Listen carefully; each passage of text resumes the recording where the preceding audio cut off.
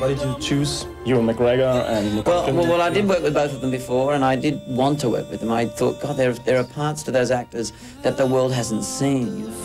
Life is, now you're in the world.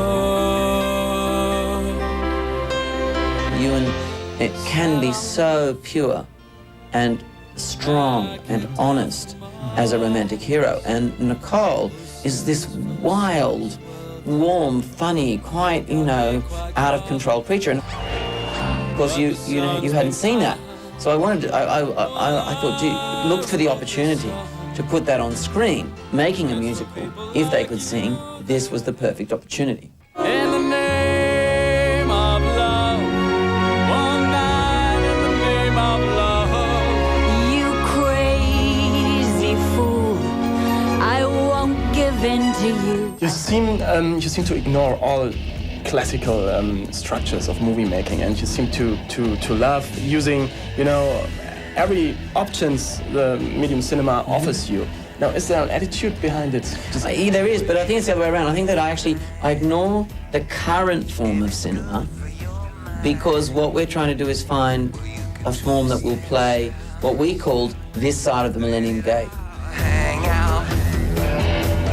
But you won't fool the children of the revolution. We didn't want to make a cinematic form that played last century, but in the coming century. And we did that by looking back to the past, borrowing from the future, and bringing them together to make something for the present.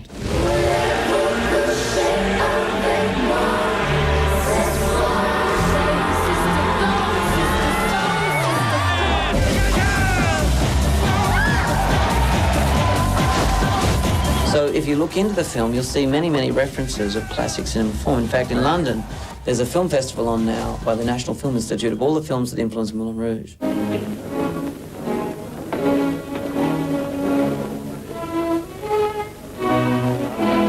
And it is, Les Enfants du Paradis, Singing in the Rain, Murnau's Sunrise, Red Shoes, and so on and so forth. Wenn der Sturm noch so viel, ich geh doch meinen Weg. Ich denk nur an dich, wo du bist, da bin ich. So in a way, we've very much taken the DNA of very classical cinema, and we've re-enlivened it or recultured it to work now. But indeed, we've certainly ignored the sort of cookie-cutter language that's out there at the moment, or was. The world has now changed, as we all know, so all things are different. Yeah, that's right. Baz, thank you very much for the interview. It was very interesting person you are, I must say.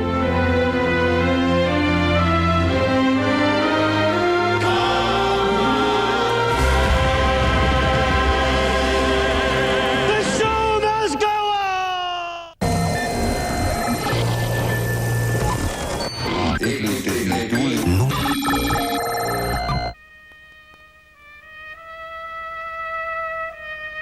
I went through the book again. I used to schlep this around in a big bag that I had, and I would sometimes go to a cafe, in particular in North Beach. I used to go to the old Cafe Trieste and sit in a corner with my Olivetti typewriter and this book. And as I would go through the book for each division, and really I made up the divisions. I broke them down. I noticed here scene 1, scene 2, scene 3, but they didn't exactly follow the chapters. It's sort of what I felt was scene 1 and where it ended. What was interesting is that by doing that, after I had gotten through the whole book, I was able not only to have those first few notes that I had written in the book, but I had the big wide margins that the prompt book pages gave me, so I could in great detail chart what I thought was happening.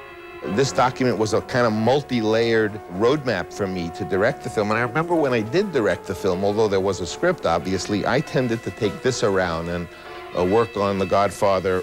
Again, I had that kind of canvas bag where I could carry this. And I was more interested in really working from this because on one level, it had the actual book rather than a screenplay, which would have left so much out. And so I was able to review not only Mario Puzo's original text, but all my first notation as to what little signs as to what was important to me or what I felt was really going on in the book.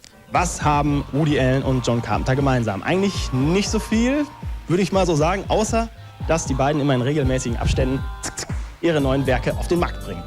Diese Tage ist John Carpenter dran. Er hat mal wieder, ja, so richtig, ne, Planet und so, Aliens, wird auch geschossen. Ja. Also ein bisschen schon sich Mühe gegeben.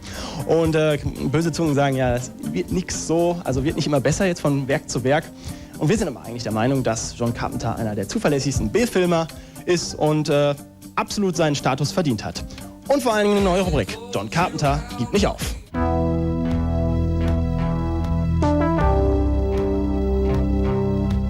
When it really comes down to it, I basically make the same movie over and over again, okay?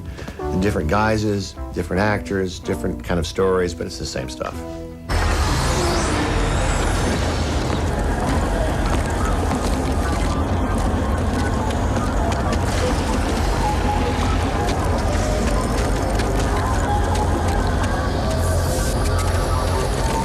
Das ist also Shining Canyon. Gott, was für ein Loch. Wohl das erste Mal im Outback, was Kleines. Standardausführung. Eine beschissene Goldgräberstadt wie all die anderen auch. Wer eine kennt, kann nach Hause gehen. Making this film gave me a chance to have a kind of a frontier setting without the Western cliches involved, without horses. Putting a supernatural element in is always fun to do. Hey Bruder, ich sehe keinen gottverdammten Zug. Hey Lady, wir sehen hier keinen Zug. Der kommt schon noch. Los, gehen wir!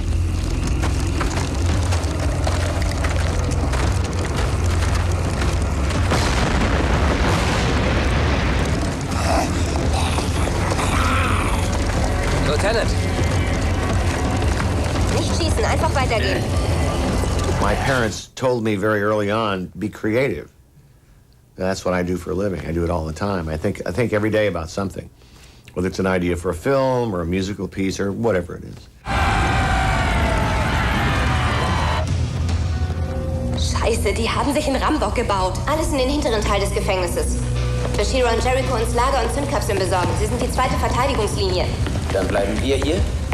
Wir wehren sie ab, solange wir können. Dann weichen wir zurück in den Lagerraum. Du weißt, sobald wir einen von ihnen töten, wird das, was drin war, hinter uns her sein.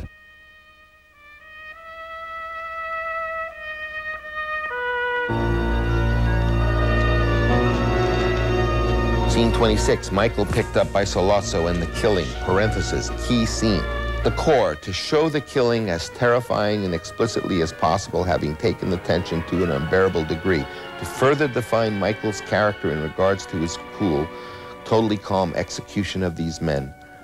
Pitfalls, rushing this would ruin it, otherwise the scene can't be ruined. That's good to know when you're just a poor little director sitting there and somebody says the scene cannot be ruined, so you know you've got something. As I was reading the book and making these notes and then putting them on the margins, obviously the more pens I was using and the more ruler lines and the more squiggly lines sort of implied the excitement of the book was higher and higher, so that the sheer amount of ink on the page would tell me later on this is one of the most important scenes. Design this scene shot for shot. Important, the audience knows he is not following Clemenza's instructions. Clemenza had told him specifically exactly what to do, and if you see that he wasn't doing it, it would be suspenseful. Hitchcock, design, he chokes, frozen time, hit hard and bloody, his fork frozen midair, gun almost against Sollozzo's head, really close. Get this for the audience. Mist of blood. We went to great length in that scene to put mists of blood in the air. McCluskey's fork frozen midair as he watches Sollozzo's brains fly through the air, his own choking when shot in the throat. There's an asterisk. An asterisk in a book or a script for me means a super important part. The gun in his hand, he starts to leave without dropping it. That's what Clemenza had told me, to drop the gun immediately, and he's going and he's not dropping the gun, so hopefully the audience is dying. Drop it, drop it, drop it. He jumps in the car and rolls away, all very easy, should be easy. Michael disappears, we don't see him. Now, pick up the tempo. So I knew just from looking at all these colors and things in the book that this was going to be a very, very important scene. And indeed it was, not only for the movie, but for Al Pacino, because it was in that scene that the executives of Paramount Pictures first caught a glimmer that maybe I had not been great. Tja, die Kinowoche hat doch eigentlich so alles, was das Herz begehrt. Es wird getanzt, bisschen Musik, schöne Frauen und es wird auch auf Planeten rumgeballert. Ne? Kann man doch eigentlich nicht meckern, finde ich. Tja, geht doch mal wieder ins Kino. Es lohnt sich. Und was sich auch lohnt, ist die Auflösung unseres Zitats. Ich bin bereit, wenn Sie es sind. Hoffentlich klingelt es bei euch, denn dann könnt ihr etwas gewinnen. Und das ist ehrlich gesagt ein ganz schön geiler Preis. Wie ich finde, American Psycho. Harter Mainstream. Hatten wir letzte Woche ja auch schon. Harter Mainstream. Aber diesmal noch ein bisschen härter. Ha, super. Spitzenfilm. Und Freigabe ist auch geritzt. Alles klar. Bis zur nächsten Woche. Tschüss. Warum liegen hier überall Seiten vom Style Magazine rum? Hast du einen Hund? Einen kleinen Schau-Schau oder sowas? Nein, Alan.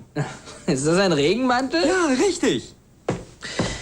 87 brachte Yui das hier raus. 4, das wohl perfekteste Album. Ihr unbestrittenes Meisterwerk ist Hip to be Square. Ein regelrechter Ohrwurm, das die Leute wahrscheinlich gar nicht auf den Text achten. Aber das sollten sie, weil er nicht nur von den Freuden der Konformität und der Bedeutung von Trends handelt, es ist doch ein persönliches Statement der Band selbst. Hey, Paul!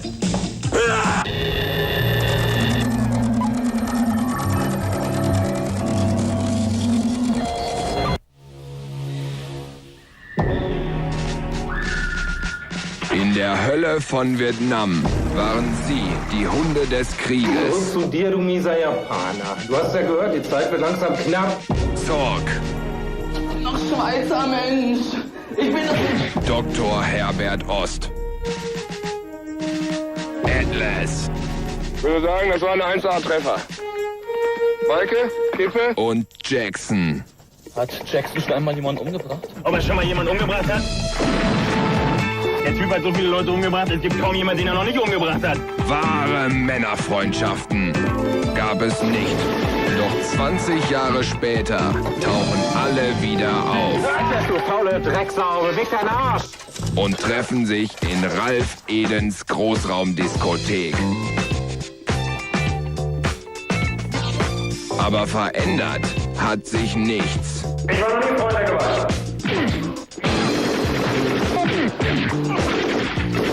Von den Machern von Captain Cosmotic.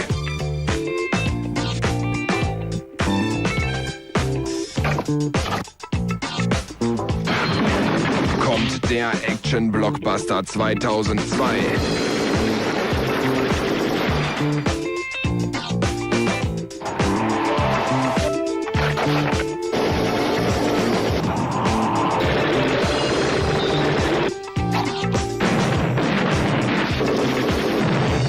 Operation Dance Sensation.